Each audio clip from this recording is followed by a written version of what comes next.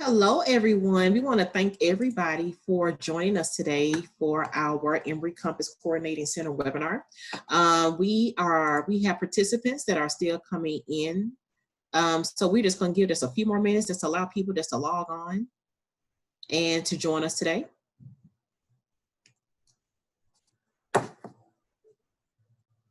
And if you don't mind, put in your chat and let us know what organization that you are representing today. And so we can just get a feel for what organizations we have in the room.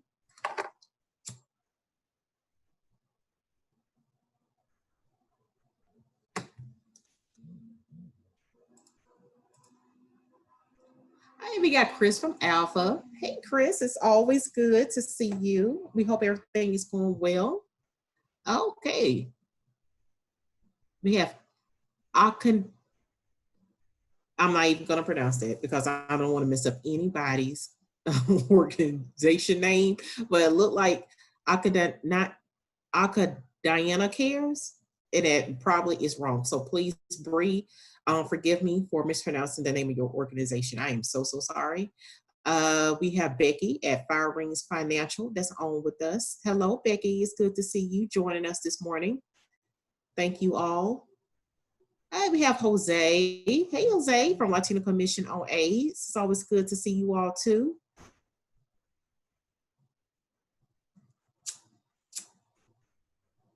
Okay, great. All right, so we're gonna have a nice intimate group today. So that is absolutely awesome because that'll help us so we can have some really candid conversation as we go through today's webinar. All right, it's 11:03 right now, and we're just gonna give a couple more seconds just to let a couple of people just log on.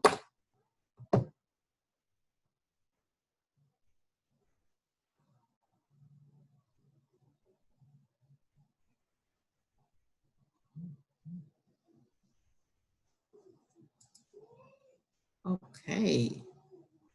All right, great. All right, so we're just gonna go ahead and get started.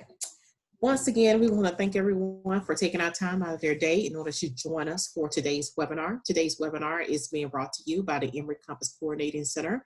And the name of today's webinar is Return to Business as Usual, Planning Strategies for Workplace Reentry. And today we are going to be talking about a couple of things that are really on everyone's agenda. As we look to reopening our doors in the midst of still dealing with COVID. COVID is not over, so we don't want to give that impression, but our states are opening. If not all states are not open right now, majority of the states are open right now. So I know a lot of organizations are reopening their doors to their staff and to community.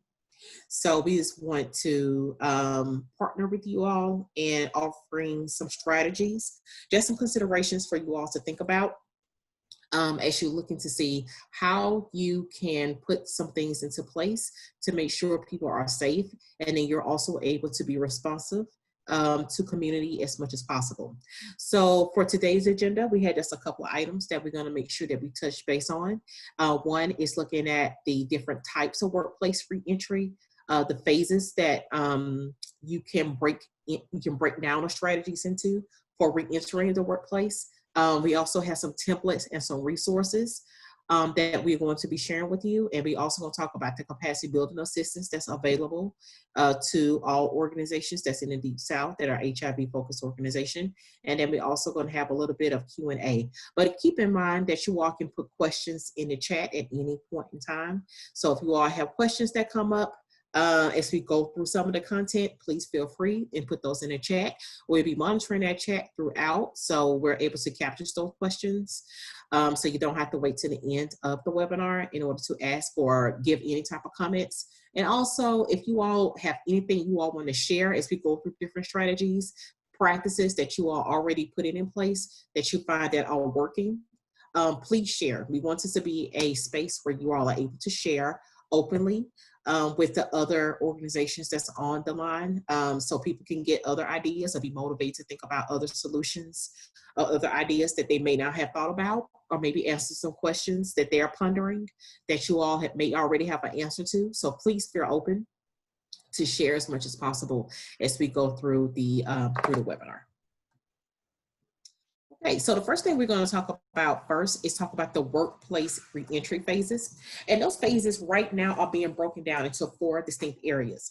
Now, some of the content that we're going to go through is pretty much things that we have gathered from different experts in the field, different consultants that are doing this work with different organizations, things that have been posted and have been lightly researched by organizations such as the National Nonprofit Human Resources, the National Coalition for Nonprofit Associations, different HIV-led, HIV-focused organizations, the CDC. So it's a mixture of what other people have come up with based on the work they've been doing with organizations and what organizations have shared to be some of the practices that they have been putting in place. But keep in mind that we are in a place where we are in uncharted territory. So we don't have the definite answers. So these are strategies that we are going to be sharing with you all that we have found to be something that is being utilized majority amongst nonprofits, but it's not found it to be the end all be all way in order to make sure your staff and community are completely safe from COVID-19. Or this is the best and this is the most proven strategy in order to make sure that your organization is in a good positive space. When it comes down to reopening, these are strategies that we're hoping that you all can consider. But if, like I said before, if you all have other considerations that you think are also imperative for organizations to take to heart, please share those things in your chat. Because again, we are in uncharted territory, so still that these are just recommendations. These are not just the end all be all. What we know is definitely going to work. We won't know what is definitely going to be best practice until we really get to the other side of this, which is the scary part. But at least we are in a place where we are supporting each other, and we are going to try and true as many options as possible in order for people to at least know that they have a list of options and it's just not one way of doing things. There are different options that everyone can try to figure out and adopt and employ at their organizations. And we also know that all organizations are not a monolith. Everyone is different. So again, for these things may work perfectly for you all. And some of the things you may look at and it's like, yeah, that would not work at all. And if that is the case, that is absolutely okay. But again, share what you all have come up with that may not be mentioned throughout this webinar in the chat. And then we'll get to, when we get to the end, if you see there are things that we recommend and you're like, oh, I think that would be absolutely great, but we need a little bit more support on how to put that in place. And you need some TA and some training or some consultation around it. We're more than happy in order to support you around those kinds of requests. As most of you know that has worked with Emory and the other CCs, we are able to provide training and consultations and support as much as possible. So if it's something stands out or sticks out to you, please let us know. And if you need some additional support around it, again, we're more than happy to support you. So again, so some of the re-entry types that people are right now looking at is one, it's returning to physical workplace. To the physical workplace. So that means that people are now looking at one of the re-entry types is going back into work full throttle, that all staff is coming back to be in the physical workspace. The other is returning to a hybrid of telework and physical work, whereas people are returning to, with some of their staff still working remotely, and then some of their staff being in the physical workplace. Some people have maintained this hybrid throughout the entire pandemic, is working in a hybrid format, whereas some people are working remotely and then some people are still in the office space because those folks could not come out of the workspace due to the fact that they were maybe medical staff or provided some type of health services to community, or maybe they were financial staff and they had to always stay in the physical workspace. So some people are still working to that, and then some people are joining back or returning to a hybrid of that. The other is return from shutdown, whereas some organizations were completely shut down. There was no one in the office. Some people completely shut down. It wasn't teleworking either, where all business was completely halted for a couple of months. So some people are in that space. And then the others is recalling employees. And those are the folks that were shut down and they're bringing employees back into their workspace, and some people were furloughed or laid off, and they are calling those people back to work and putting them back on staff. So it's so many different aspects of it. But what we found from, like I said, from the research that we've done and from working with different organizations, these are the primary 4 types of reentry that people are dealing with right now. So with returning to work, there's a lot of pre-return planning considerations that is required right now. So one is broken down into different types of concerns. So we're looking at external considerations, internal considerations, employee concerns, legal concerns, and then physical space and protocols. And we identified those things as the primary areas that everyone is pretty much looking at when they're thinking about planning and coming up with strategies in order to return. What are some of our kind of focus areas that we need to be focused, kind of coordinating around? So with external considerations is making sure, of course, that you're in compliance with federal, state, and local orders. Has your state opened up fully? Have they said that everyone can open up their doors right now? Is it done with some restrictions where everyone has to be practicing the social distancing, using PPE, that kind of thing? So external considerations would be those. Internal considerations is who do we consider essential to working on site? This is a big thing with a lot of organizations, especially organizations that provide services directly to community. Who do we deem as essential as working on site? So is it everyone that does testing? Is it everyone that does case management? Is that everyone who works in HR because they need to deal with staffing? Who exactly are our essential work on site employees? So it has been a lot of conversation and dialogue around what does essential mean? Who identifies within being essential, and being careful about how we utilize that terminology, because of the simple fact that we know that usually who we identify as essential is not always people who are in leadership. So being really careful about who we say who are essential people, and then what risk are those people taking by returning to work and being essential employees. So being mindful about who we identify as essential and needing to be working on site.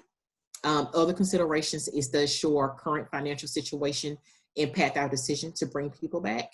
We're going to get into that in the next couple of slides when we think about the cost implications about returning to work and opening our doors, because of the simple fact that the financial aspect of it is really imperative, because of the preparation that you have to put in place has a cost associated with it.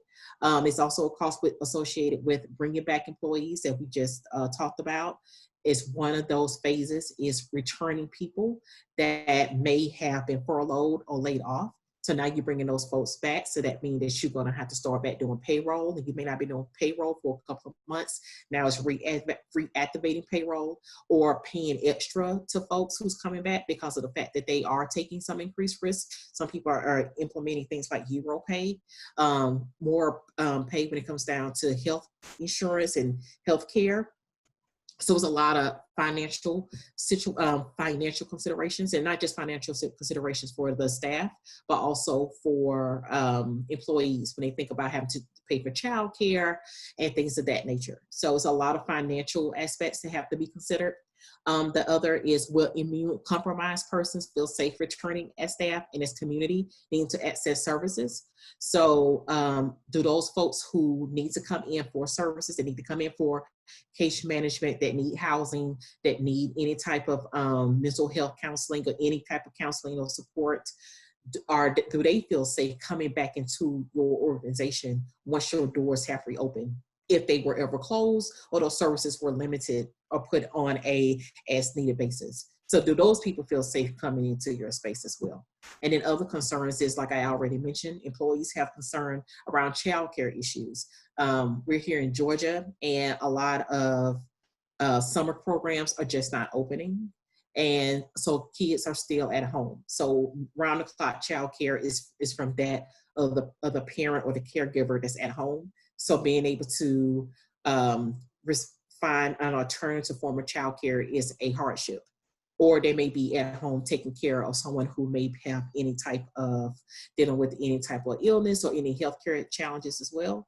So that's a concern of the employees. And then legal concerns is, what policies do we need to update or develop relative to reentry, such as travel, social distancing, employee leave, work hours. So all those things that you come up with that we must keep in mind is that whatever you come up with as far as what your procedures are going to be, have to be put into your policies. And that's going to be really, really important. And that's one reason why HR is such an imperative part of your pre-return planning considerations. It's because whatever you put in place, it will need to be put in some type of protocol, formal protocol, or into your policies. And that is just to make sure that your organization is covered, one, and that also when you are making your staff aware of what your procedures are, that they have a policy in place that they can refer back to that really formalizes what the precautions are going to be within your organization once they return to work. And then the other is physical space and protocols. And that's figuring out, can't we provide enough PPE, or are we going to require PPE to be utilized at the organizations once people return to the workspace? Is everyone going to have to wear a face mask? Is everyone going to practice social distancing? Are we going to require that not only for our staff, but also require that for community? And if so, are we going to provide that PPE to people, or are we going to leave that to be up to them to provide it for themselves? So those things are really, really important. And there's just a few other considerations that I know folks are thinking about. But if there are other considerations that you all are thinking about right now, you can put those into the chat, because you just, we know we did is an exhaustive list, and there's other things that we probably have not captured. These are just a couple of like highlighted things, but if there's other considerations that people are having, like I said before, please feel free to put those things into the chat. And so we can make sure that we collect all that data, and then we'll be able to share it with other people once we send out all the resources. So we're going to get into returning to work phase 1, and that's workplace open for essential employees. And with this, we're going to go to phase 1 and just thinking about the preparation aspect of it. So with preparation, we have a list of things listed on the screen that talk about some of the things that are usually typically being thought about when it comes down to the initial preparation of phase 1 of reopening. And I'm hoping that people are kind of taking things into phases and not just kind of jumping in both feet first, because again, this is uncharted territory. So you want to give yourself some time to ease into reopening your doors, so you kind of are not bombarded with a lot of issues and unforeseen issues at one time, that you can kind of take your time so you can assess what's working, what's not working. If something happens, you can kind of, you have the opportunity to respond to it in a way that helps you not get overwhelmed. Folks are already overwhelmed, so we don't want to overwhelm ourselves even more. So some of the preparation that we put up, that we thought about, and that we look to as being some of the primary things that people are doing, organizations are doing, is one is a staff readiness survey. And I'm gonna go to the next screen real quickly and then return back to this one to show you exactly what a staff readiness survey would entail. So a staff readiness survey would include things like asking staff just generally questions just to make sure they're kind of aware. One question could be, I was recently updated on organizational health and safety policies and procedures that have been put in place. Again, we talked about the considerations and the things that you all want to put in place as far as procedures and protocols, putting those into a policy, and then making sure that staff is aware of those policies and procedures, and they have been trained on it, they've been aware of it, in some type of way they've been made aware.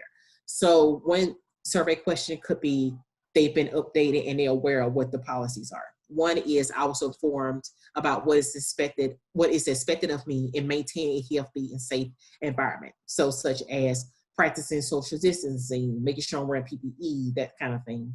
I am comfortable returning to my work site. This is really important to survey, because then you were able to get an idea of how many people actually want to come back into the physical office.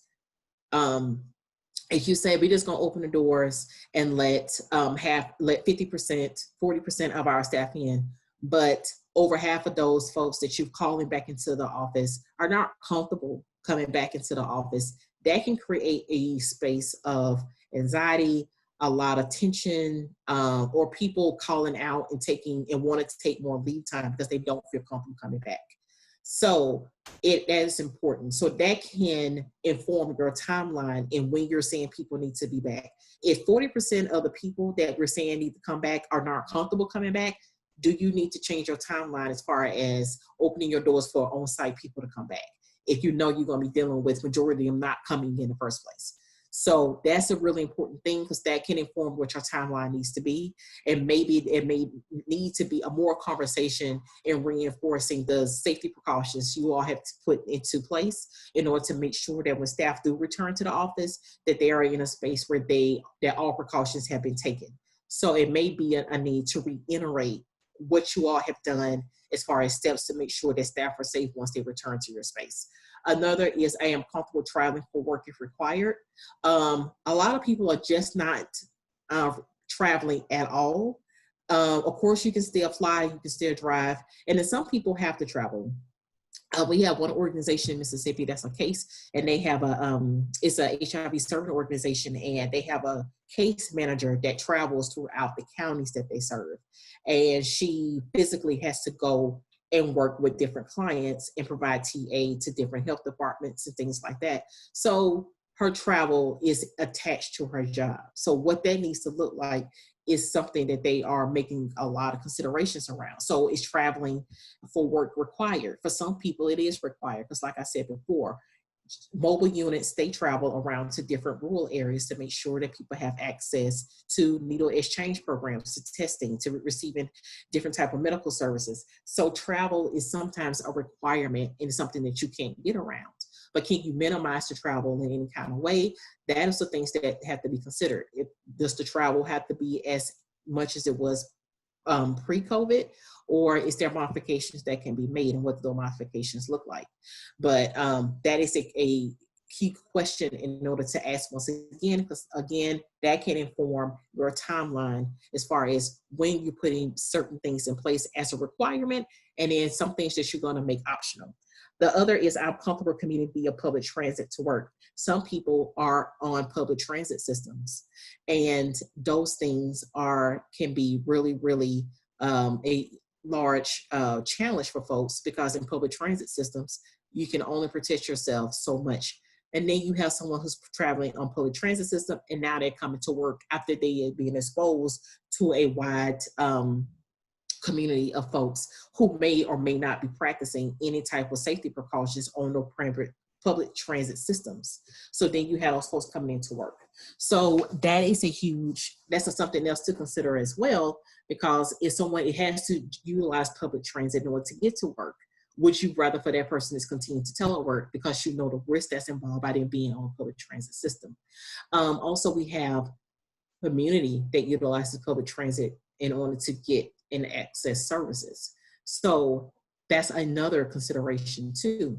So it becomes a thing of, you don't want to limit travel, but then you don't want to have community also utilizing public transit system to access your services. So is it safer, or can you control exposure more by having staff travel more to those spaces where you know clients are in need of? So it's really a balancing act, and there's a lot of hard decisions that have to be made. Another question to ask is, I would prefer to work from home if that option is extended to me. Some people are working from home and it has worked out really, really well for them, whereas they don't have to worry about public transportation. They don't have to worry about child care. The worry of being exposed is limited and they're a little bit more protected because they're at home. So they know who they are around. They can control the environment a lot more. They know they won't be exposed because they've been at home for a certain amount of time. So they already know what that space is, so they're comfortable there. So it's a consideration for leadership to think about. If someone is already working at home and it's working out perfectly, it's not absolutely a dire need for them to be in a space, or at least they don't have to be in a space 5 days a week. Can they continue to stay at home? And for those people, those are considerations for leadership to really ponder, that do we have to bring people back if it's already working out with them working from home? And then another question that you can put on a survey is, how can an organization best support you in transitioning back to work? And when we ask that question, we leave that as an open-ended question. Why you see open text on there is so you don't have to get into asking direct questions such as, do you have a child care issue? Do you have staff? Do you have family members that have any type of medical conditions or immune compromise or have been exposed to COVID? Do you have any type of health conditions that will put you susceptible to contracting COVID? So instead of asking those questions, asking open-ended questions and allowing people to share what they feel comfortable sharing is more preferable than asking those direct questions, because we don't want to invade upon someone else's privacy. So asking open-ended questions is always a positive thing. So you can get it, because you may end up getting more information than you would have gotten if you asked something that was more direct. But again, when you get these slides, you'll see that there's a link to a template to a survey that you can utilize. It has questions on there that you can utilize, and or it's a link and you can just utilize the survey that they have. So that is a resource that is a part of, that's going to be part of resources that we're going to send out. Another thing is around preparation is reactivation or expansion of services. So for instance, with testing, some organizations are just doing testing 3 days a week for a certain amount of time, from like, just for example, from like 8 to 12. Are you going to continue to keep those limited times, or are you going to expand it? Or you're going to some people have completely shut down all services, and so are you going to reactivate those things? So some people have to come in and get tested. So are we going to figure out a way in order for folks to come in to get tested, or limit how many people can come in at one time? So another thing around preparation is to stagger work schedules, such as allowing folks to come in from like maybe 7 to 3 or 7 to 12, and then other staff to come in from 12 to 5 o'clock or 12 to 6. So some people to work to 3 to 6. So you won't have everyone in the space at the same time. Also, office layout modifications are imperative, and I'm gonna go down and give you an example of what office layout modifications would look like. So workplace layout modifications would include rearranging as much as your office space as possible. Now, for some people who have individual offices, works out really well because you can kind of maintain that space a lot better. But when it comes down to shared space, can you put things into place such as cubicles, making sure that maybe the walls are higher, turning desks away from each other instead of desks facing each other, installing dividers in between workstations, putting markers down on the floors in order to demonstrate where they're 6 feet apart, taking out chairs out of your conference rooms, out of your shared space, such as with where you have your lunchroom or your small kitchenettes that you have, taking out chairs out of there so we know that people won't go in there to sit down and to congregate, adding sanitation stations to your desk, to different places around your office. But also, that's also a budget consideration, because those things cost money in order to put some of those things into place. But little things that you can do is taking some of the desk out, turning desks so they are not facing each other, so people are not looking directly at each other. And then also, a lot of people are invested. So part of the PPE that people are purchasing is the sanitation stations that people are trying to put on each person's station. And then also other workplace modifications by staggering work schedules that helps with sanitizing the space. So if you know that that you're going to have about 10 staff is going to be there from 7 to 3, and then the other staff is going to come in, they're going to work a later shift, then that allows you the opportunity to clean the space before that next shift comes in. So that kind of helps with sanitization schedules and making sure that people are just not exposed to the staff that was there beforehand. Immediate policy modifications that need to be made. These are preparations that need to be happening during phase 1. Policy modifications need to happen during this phase, so you are kind of like ahead of the 8 ball. But you can make additional modifications as you go through phase 1 of reopening. finding out what's working, what's not, and then you can make those updates to the policy. But it's important, it's imperative to start making those policy modifications right now and not later. You want to go ahead and have your policies and procedures already in place. If you need support around what those policies and procedures need to be and how they need to look like, we're going to have a couple of examples later on the show, and again, later on in the webinar. And then, like I said, we're here to provide you with any TA support around it. Modifications to deliveries and visitations. Sometimes before COVID, we allowed deliveries to come in and out to our space. There was never no restrictions. But the good thing is that deliveries like at FedEx, UPS, the Postal Service, they are already adopted more safety measures as far as what they need to do when it comes down to dropping out packages. So instead of coming in, bringing in packages, they're dropping them off at your door. And with modifications with that, it's just making sure that deliveries are not coming into the office, and therefore you can limit how many people are coming in and out of the office. The other part is visitation. So a lot of people have a lot of visitors that come for meetings or to do site visits and things like that. So it's a question of, are you going to continue to have visitations during phase 1, or are you going to allow visitation to go through phase 2? So with phase 1, it's really a question of what are the definite things that you want to make sure happen in your office. You want to make sure testing is happening. You want to make sure case management is happening. You want to make sure that policy and procedures are being put in place. And so therefore you need HR to be present. So what are the definite things that you need to happen in phase 1? So it really is prioritizing what you want to happen in your office. You don't have to open the office full-fledged and have your office manager there and everyone present. You can have whomever you think is necessary for the phase 1 of reopening your office, and then make modifications based on this one group. It's almost having like your first group kind of is your group that you kind of test out what's working with our policy and procedure, what's working and what's not working with our safety measures, and what's working, what's not working as far as making a determination staff that definitely need to be in the space and staff that doesn't need to be in the space. But some organizations, we found that some people want to come back to work. Some people want to be back in their workspace. Some people are not comfortable always being at home all of the time.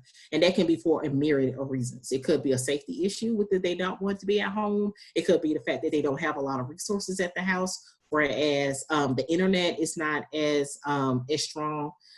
They don't have as much, the technology is not as available. There's some things they just got to do and they must have it in the office. And some people just like to have a connection with their staff, especially for small staff. They have like a really tight-knit relationship. And some people are just zoomed out. They don't want to do any more online meetings, no more Zoom meetings. They're like, let's get back into the space and get back to some sense of normalcy.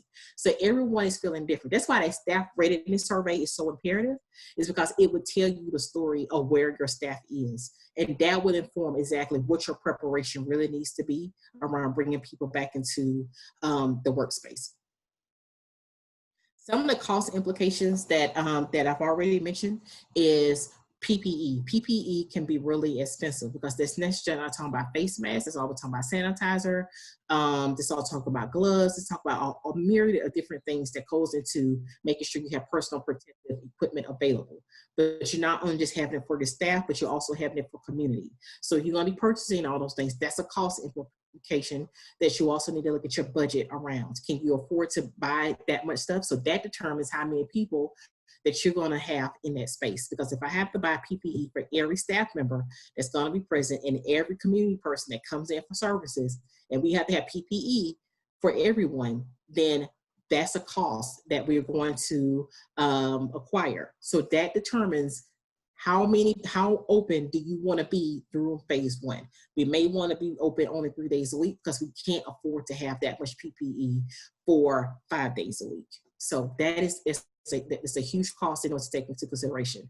The other is phase 1 preparation has its costs associated with, like I said before, costs associated with modifying your workspace, having to buy additional things for everybody's desk, buying dividers for everyone's desk, having someone come in and clean the office, twice a day instead of once a week or once every couple of days. That's another cost that's associated with it.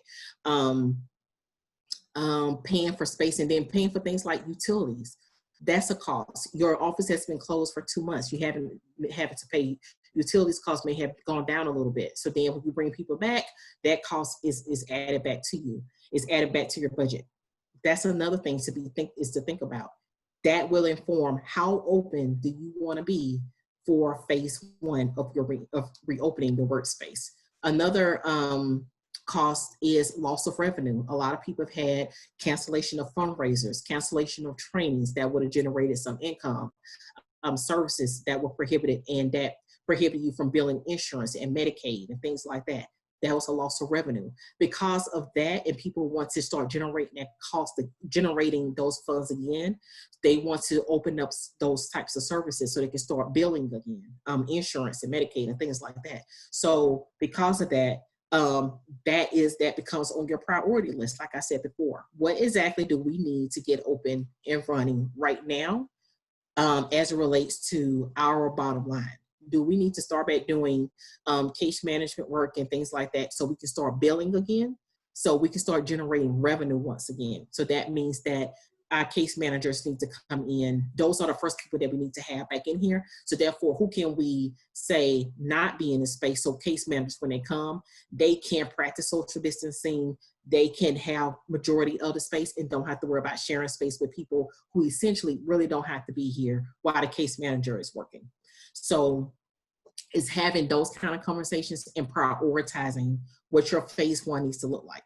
The other part is digital media and technology.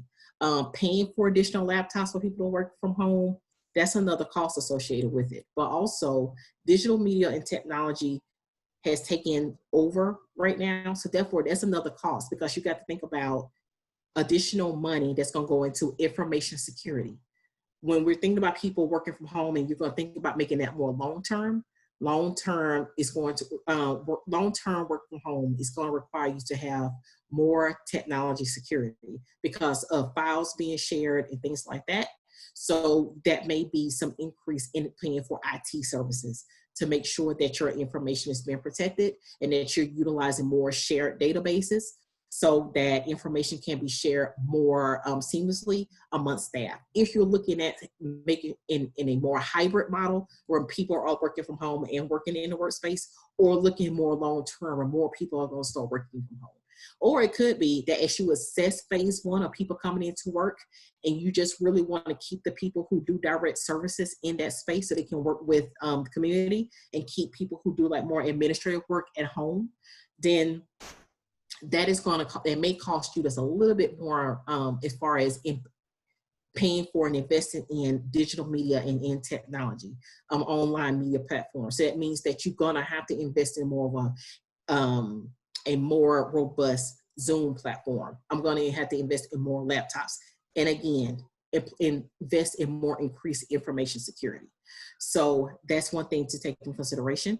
The other is early termination of building lease or paying for unoccupied space. So having to pay for a space that no one has been in for 2 months is another loss of revenue. That money has been gone out to pay for my building lease, and no one has been occupying the space for 2 months, or no one's going to occupy the space for 4 to 5 months, and we still have to pay the building lease. Or does it make more sense to terminate the building? Some people, some organization that we work with is buying bigger space in order for them to practice social distancing so that the space is not so congested, paying for space that allows a lot more room. So you can have this space that's dedicated for this, and this is dedicated for administrative purposes. And so you can be able to maneuver in a way that allows there to be more social distancing and for you to house more staff at once, instead of having like these really skeleton crews kind of coming in and working. So those are a lot of cost implications, and those are just a few things that we came up with. So we don't want to think about phase one, let the essential workers come in, but not think about the cost that's associated with it. Because again, that will inform who comes in, what services definitely needs to be put back on a 3 to 5 day work cycle, and then what are the things that can absolutely wait, or maybe a more of a 6-month slow reentry. So all those things help inform what your decisions need to be. The other is a COVID-19 coordinated response team that is imperative for every organization to have. Everyone that we've done, that we've looked at through research, whether it's a small nonprofit, grassroots organizations, hospitals, large nonprofits, COVID-19 coordinated response teams are something that is a practice that's being utilized by all those entities. One is because everyone has a different job when it comes down to how you do response around this team. It could be a team of 2, it could be a team of 20. It doesn't matter. As long as you have some people that are designated to deal with what the response needs to be around your organization. So those people can include human resources, someone from operations, facilities management, communications and technology, or organization leaders and managers. And that would be someone from direct services, someone that deals with your programs, someone that's administrative. It can also include one of your board members, because board members have been really instrumental throughout this process, because board members have been really essential to the conversation around fundraising, making sure that we're getting things out to community, what we need to the other other board members, how we communicate with funders. Board members have been really instrumental in facilitating that conversation. So they may be a really important person to have part of your COVID-19 coordinated response team. But just don't think about this as a COVID-19 coordinated response team only. Is because we don't know what is to happen down the road. So I would strongly recommend, if you have this response team in place, or you're going to put this response team in place, to maintain them as a part of your organization, because it may not be a COVID-19 in a couple of months. It may turn into your emergency response team, your crisis response team. That name can change into something else, because having some type of team that is in place already to go, and that's already pondered all these considerations and that thought about protocols and policies that needs to happen in place when things like this happen, is important. Before this happened, typically we did not have a response team, an emergency response team, a crisis response team in place. We had some policies and procedures, and we talk about what ifs, but that was never on everyone's primary agenda. It's to talk about what happens in the time of crisis. What would we all do? What would we do if we had to shut down operations altogether? What would we all do if we had a pandemic? But for those of us that's also dealt with natural disasters, what do we do in times of natural disasters such as hurricanes and tornadoes and things like that? Because you just never know what happens when things happen outside of our control. How is that going to impact our organization? And then how are we going to respond to make sure our organization can stabilize itself in the midst of that?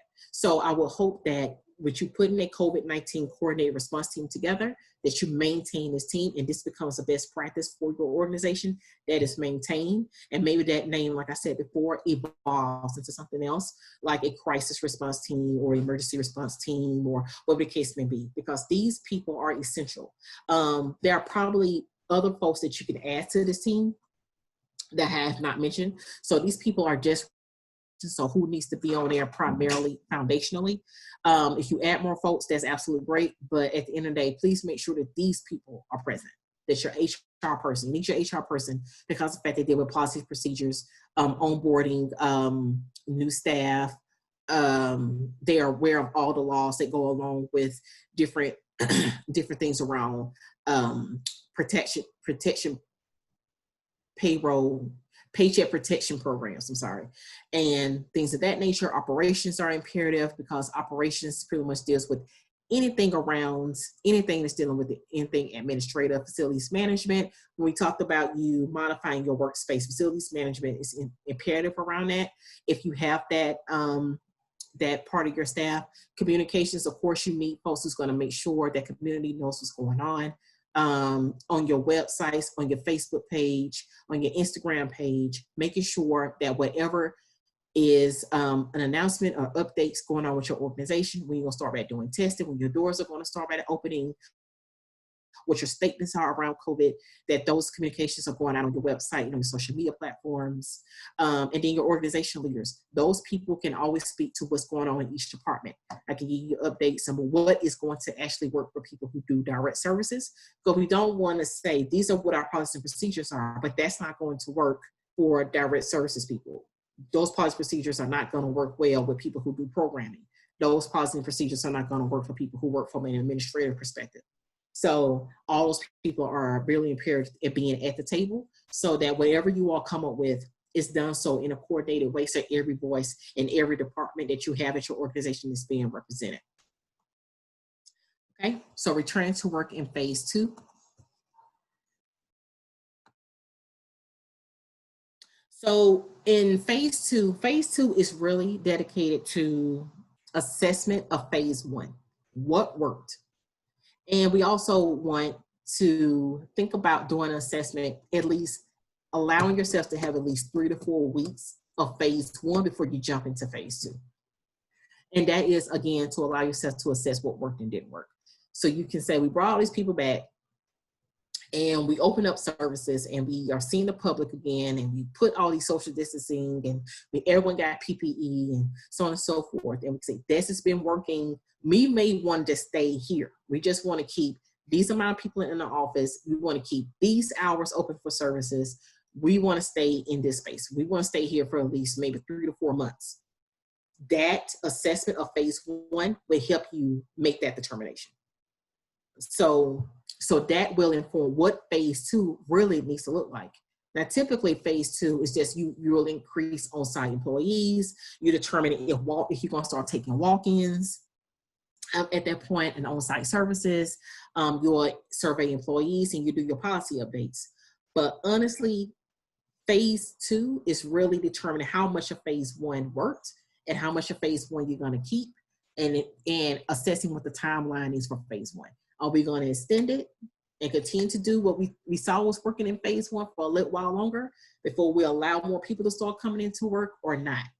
So I would really encourage you all in phase 2, let phase 2 really inform you how much of phase 1 you're going to keep and how much of that you're not going to keep, and to stay there. I would not add more to your plate in phase 2 or feel like phase 2 needs to be you adding more to your plate in phase 2. Just because it's phase 2 don't mean that I got to open it up more. I got to increase the hours that people are working. I don't have to stagger my workspace anymore. I don't have to practice all the things that I put into place in phase 1. You're not rushed to do anything. You can want to do things according to your own timeline and your own capacity that you're able to do.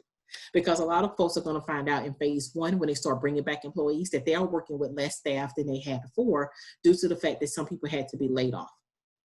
So phase 1 may last longer than anticipated because you're working with limited staff anyway.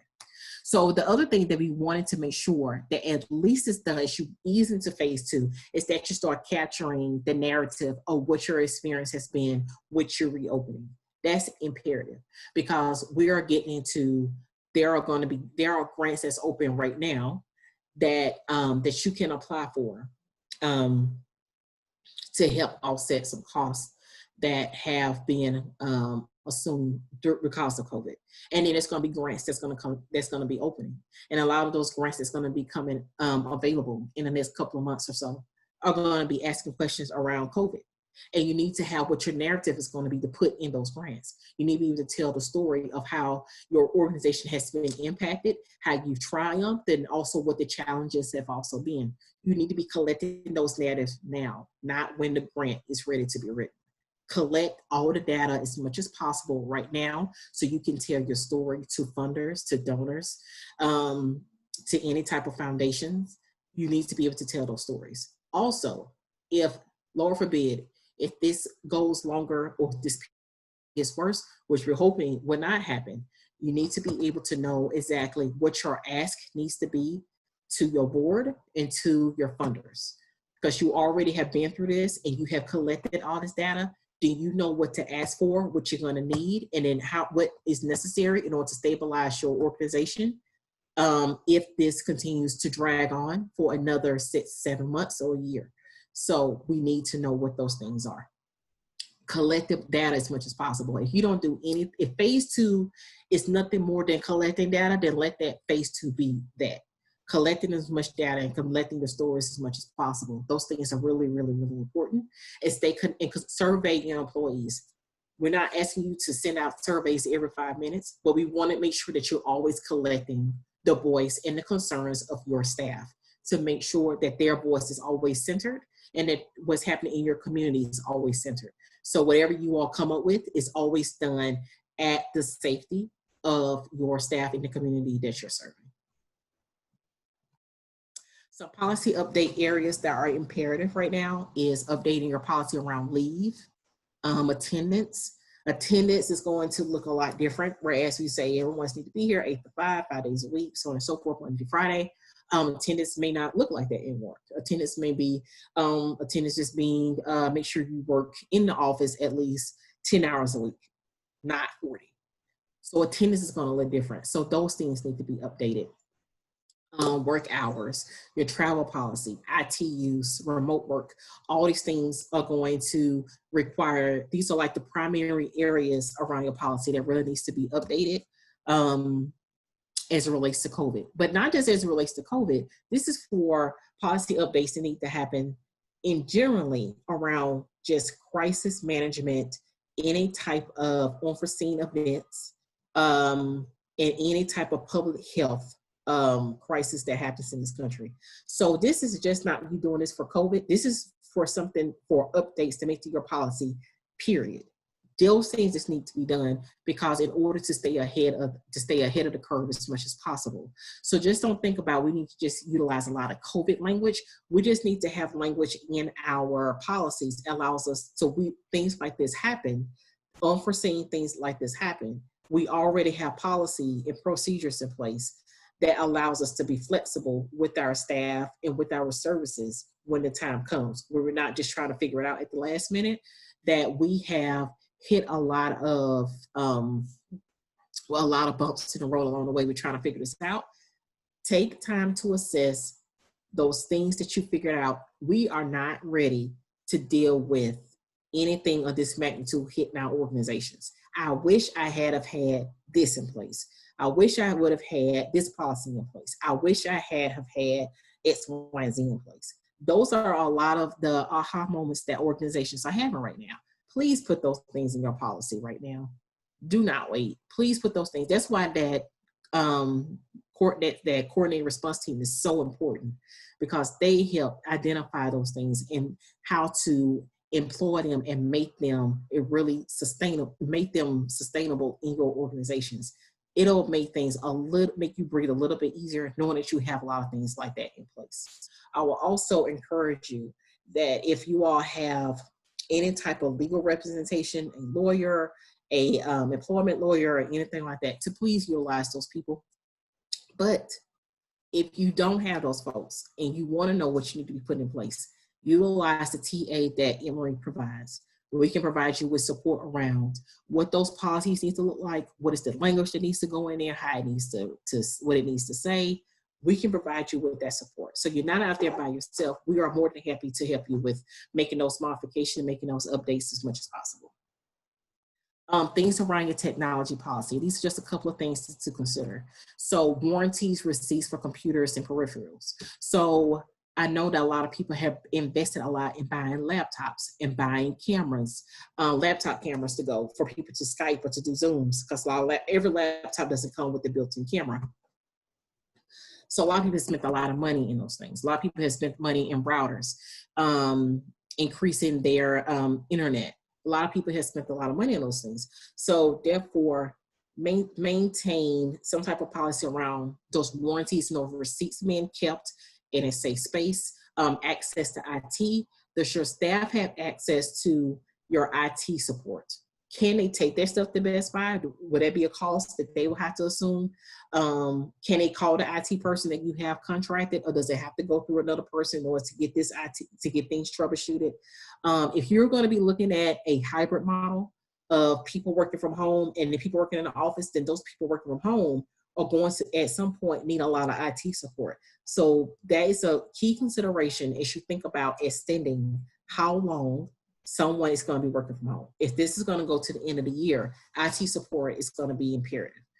Information about where, how, and how frequently your data is stored and backed up. Again, if you're going to be working from home and this has become like a standard for your office, then having a shared drive, like cloud-based, Google Docs, utilizing bots, making sure the information is being backed up is important. Of course, we are hoping that everyone is storing everything on their laptops, but if you don't have a policy that requires that to happen, then that can be a maybe. We're not sure things are being backed up and saved, but having something in your policy that makes that a requirement helps a whole lot. And making sure that you're changing outgoing emails and voicemails to reflect any changes or organizational services. We don't want you all to open up your doors and no one knows that your doors are open.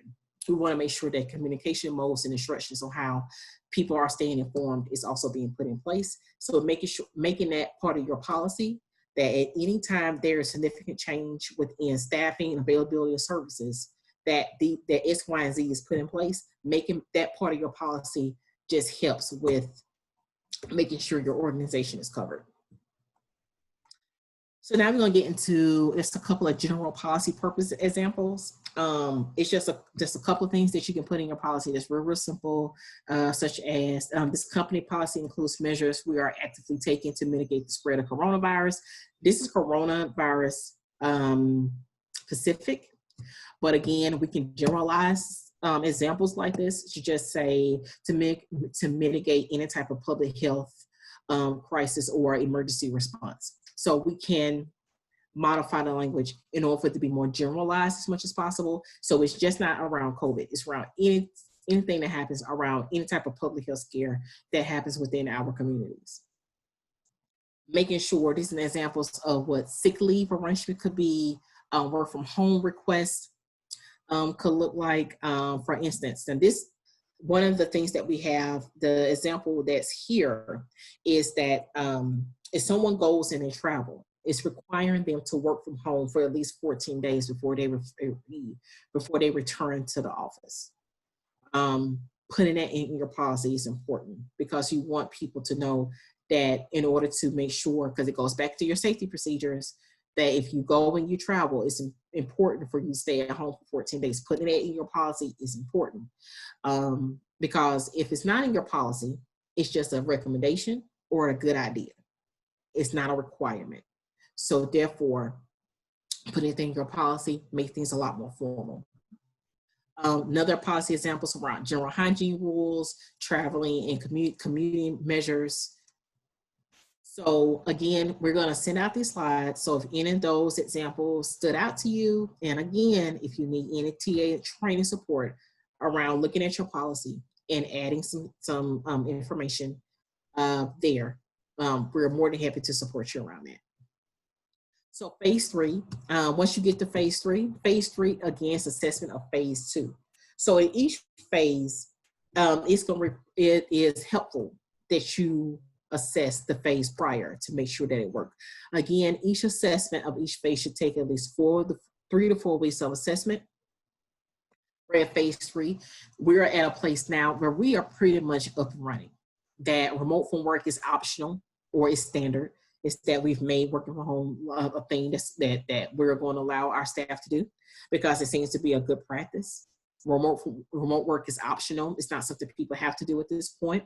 All employees have returned. You're open for walk-ins and off-site service, including housing.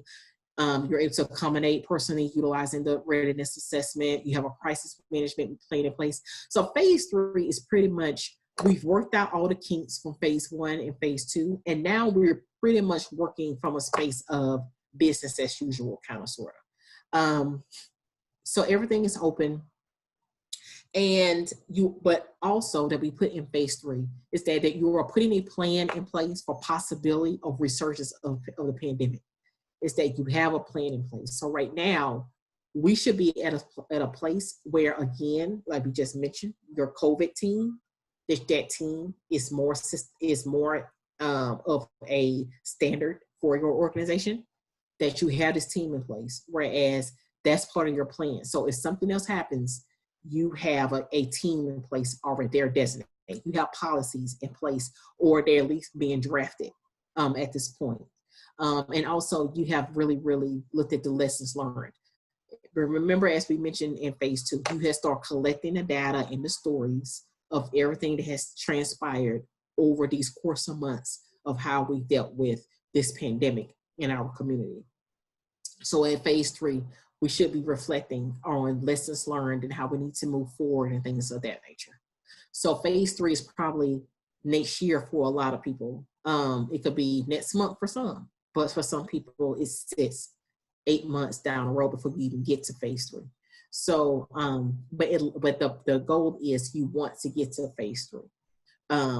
So we want to make sure that phase 3 is the goal. We don't want to stop at just phase 1 and phase 2 because we had a lot of hiccups. So phase 3 is completely off the, it's not even a goal anymore. Keep phase 3 because that tells you exactly where you all are trying to get to and exactly what the end result needs to be. So we are getting close to wrapping up, and I wanted to make sure we put the resources that's available to you. I hope everyone knows that we have the Southern Cares Grant that is on our website right now. We hope all of you are applying to the Southern Care Grant. This care grant is specifically for you applying for funds to help offset the expenses that have been acquired from dealing with this pandemic, whether it's to pay for just for staff, is it to pay for programming, is it help to meet some of the loss of revenue due to cancel of fundraisers and trainings and travel and all that kind of stuff. Does it need to pay for PPE equipment? Do you need to pay for PPE for your staff and for your community? Do you need for food? Do you need to pay for anything? Southern Care Grant would cover all those costs and all those expenses. So therefore, please, please, please apply for that grant if you haven't. It's a low barrier grant. So it's not something where you have to create these long narratives.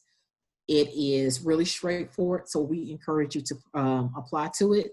Darren has put the link in the chat box. So please click on that link and access it. If you have questions, please contact us and let us know what your questions are if you have any questions regarding that. The core grant, our mini grants that are up to $4,500 are open. You can pay for technology. You can pay for, if you still want to do trainings or have consultants that you want to work with your staff, it can pay for that. It can pay for any type of website updates. Right now, the only thing that we're not covering in the core grants is any type of travel to conferences or meetings. So in-person meetings. We're not paying for anything that's in person or travel. But anything else underneath the sun, you can provide for a core grant. If you read the core grant and you feel like what I want is not going to be covered, I don't see how what I'm requesting is going to be covered for the core grant, please contact us and ask us because you never know, because we have flexibility with the core grant. So it's something there that you feel like what's there doesn't cover what your needs are, ask first before you decide not to apply. So please send us an email, let us know what your thoughts are, and please apply to that grant. Like I said, it's up to $4,500. It's really straightforward too. If there's something in your grant that you're missing, we always contact those organizations and ask them to add that they're missing X, Y, and Z for the application. Please add this following information. So we do a lot of TA around you doing those core grants. Again, we do a lot of training, capacity building assistance. Again, if you need help around updating your policies, if you need some help around putting those phases together, working with your staff and getting them back on board, let us know. We do it around capacity building assistance. We do everything around capacity building, everything that keeps your doors open. Board training, so on and so forth. University of Houston does well-being, giving mental health. A lot of folks are dealing with mental health challenges, being trauma-informed during this time. They do a lot of training around that, and then stigma reduction and cultural responsive care through the Southern AIDS Coalition. So all those trainings are free, so please access those as much as possible. You can go on our website in order to apply and put in a application for a training request. And then also we have resources. So these are a lot of resources that we pull together. Again, they'll be sent out with this PowerPoint, all the resources. So we have sample pre-return workplace considerations, one-pagers around telemedicine, unemployment insurance, infographics, a checklist, sample policy templates for welcome back letters, telecommuting checklists. Like, we have a lot of those things. So we're going to send those out to folks. If it's something that you're missing, again, if it's anything that you all need, that you need around HR, around your policies, around your procedures, around recruiting. Some people are recruiting and still hiring folks. If you need help around how to do that, how to onboard new board members, and do all of those things online, let us know. We have consultants that are more than happy to support you. So other than that, that's all I have. And if anyone have any questions, please put those in the chat box.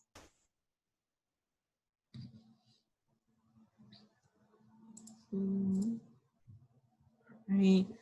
So if anybody has any questions. Oh, Chris asks, if we receive funding from Gilead Cares, we are not eligible for the Southern Care Grant, correct? You are eligible, Chris, so apply. You are eligible. You are eligible. Anybody can apply. There are no restrictions. And one reason why is that if you are like, for instance, receiving like a TGP, those monies go for that project that you got funded. The Southern Care Grant is to really go towards all the costs to deal with offsetting the costs that you all have accrued through because of COVID. And some additional information. That is not true, Chris. If that's not true, Chris. If they got Gilead, Kia just inboxed me. She said if they got Gilead Cares, they cannot get some. Oh, Gilead Cares. I'm sorry, Chris. I thought you meant the Transformative Grant. Gilead Cares is completely different. No, if you got the Gilead Cares, you can't get the Southern Care Grant, so you can't apply. Chris, you did a whoop whoop for absolutely nothing. I am so sorry for getting you excited and then having to let you down at the end. So you have to forgive me, but you charged it to my head and not my heart. I just want you to get as much funding as possible, Chris. So sorry for my over enthusiasm. So other than that, but Chris, you can always apply for a core grant. So if that's up to $4,500, now you can definitely apply for that. So I know you can apply for that. So Chris, if you still need some, okay, great. I'm glad you're working on it. All right, great. That's absolutely awesome. So apply for the core grant and can also, and always get training requests, Chris. So apply for those too. And that is no cost. Okay. Let me see. Is there anything else? Good afternoon, Delphina. This is Yasmin. Did you say the Gilead Care Grant couldn't apply? Hey, Yasmin. We're saying if you have the Gilead Cares Grant, if you already have received the Gilead Cares Grant already, you can't apply for the Southern Care Grant. Okay, you can't. Okay. Yes, ma'am. Okay. Does that make sense? It makes sense. I'm taking notes. I'm taking notes. I just make sure I'm writing the same thing I'm hearing. Okay. Okay. So if you have the Gilead Cares Grant, folks, you can apply for the Southern Care Grant. And Kia, if there is any additional information you want me to share around the CARES Grant so people understand and knows and understands everything that the eligibility around the Southern Care Grant, please chime in, or if you can, hop on the webinar, that would be great. We have another question. We would like to add COVID testing to our services, but cannot find funding. Tried our PH department in the state. Any ideas on private funding? So, I wonder if you can apply to, that's a good question. That's a good question, Chris. I think you may be, University of Houston has some funding, a mini grant too, that they do. And they don't have as many restrictions as we do around testing. So that may be an option for you, but let me ask them, the people at University of Houston. And for the folks that's on the call, have you all been able to obtain funding from any other entity around COVID testing, adding COVID testing to your services? Has anybody been able to find a funding channel that allows that to happen? So if anyone on here has found, or I don't know if Alicia is still on the webinar, if anyone has heard of any funding entity that's out there that would provide some additional funds for organizations to add COVID testing to existing services, please put those in the chat. That would be absolutely great. Okay, I'm not seeing anything right now. Okay, all right, I'm not seeing anything right now. So Chris, we will do some research on our end to see if we can find anything, and whatever we find, I'll send it to you. But if anyone, if other folks on the webinar is also interested, and that's also a concern to you all, let us know. So when we find out, we can share that information with everyone. So if we send that information with other folks. Okay. All right, great. All right. Okay, it seems like there's no other questions coming through. All right, so if there's nothing else, we are going to wrap this up. And again, we are going to send this out to everyone that registered, so you can have this as part of your records. If you all want to utilize this PowerPoint for your own, do your own presentation with it, please feel free to utilize the slides and the content, make it your own. It's not even a problem. Okay, all right, so we don't have anything else, so we're gonna go ahead and wrap it up and say goodbye to everyone, and hope and pray everyone has a great day. Please be safe, take care of yourselves. Thank you all for participating, taking time out of your busy day to participate on the webinar.